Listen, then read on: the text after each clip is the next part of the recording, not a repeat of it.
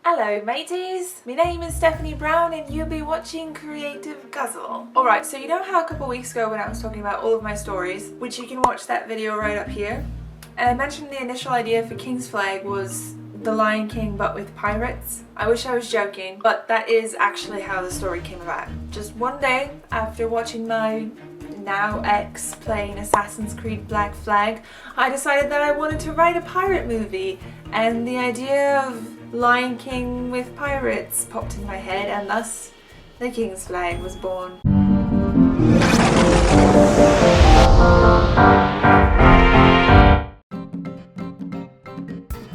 Tonight's drink is Pirate Plunder. Obviously there is rum in this. You can't have a pirate drink without rum.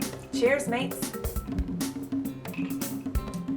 That hits the spot, the black spot. If you'd be wanting the recipe for this drink, as always, there'll be a link down below in the doobly-doo, otherwise you can click this little info button right up here. So you might be thinking, considering the intro, that I'm going to be talking about my story, The King's Flag. But you'd be wrong, sort of. What I actually want to talk about is how to go about developing a story from a very basic idea, which in my case was The Lion King, but with pirates. Another example would be a gate that can transfer souls between this world and the next. People come up with basic ideas all the time, but then where do the stories come, I wonder? Well, I'll tell you. First things first, what kind of story is it that you want to tell? And who is your main character? What kind of personality do they have? What do they want? What do they need, but probably don't know they need? The last one is the most important question about your main character because it is the core of your character's arc through the story. The want drives the protagonist, the need drives the story. The problem is not the problem is your attitude about the problem. And then of course after that you need to go in and define your supporting cast and your antagonist. Whoops, I totally lost my accent. The antagonist's desires are just as important as the protagonist because they are going to be directly in conflict with each other.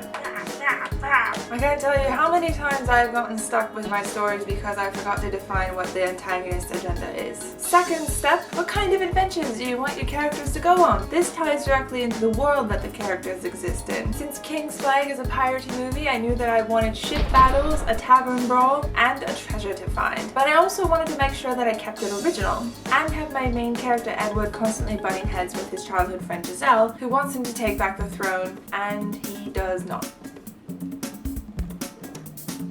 And now here comes the most important part, because it combines what you did in step 1 with what you defined in step 2. Figure out what are the obstacles that are going to keep your character from achieving his goal, or move him towards the climax of the story. What is the inevitable climax the characters are heading towards? You have to draw on what you defined your character's need for this, because it has to tie into it. Remember a while back when I talked about using note cards for outlining? This would be a good time to use them, because as you're generating ideas for scenes and plot points, you can write each of them down on their own individual note card and arrange them until they form some kind of complete storyline.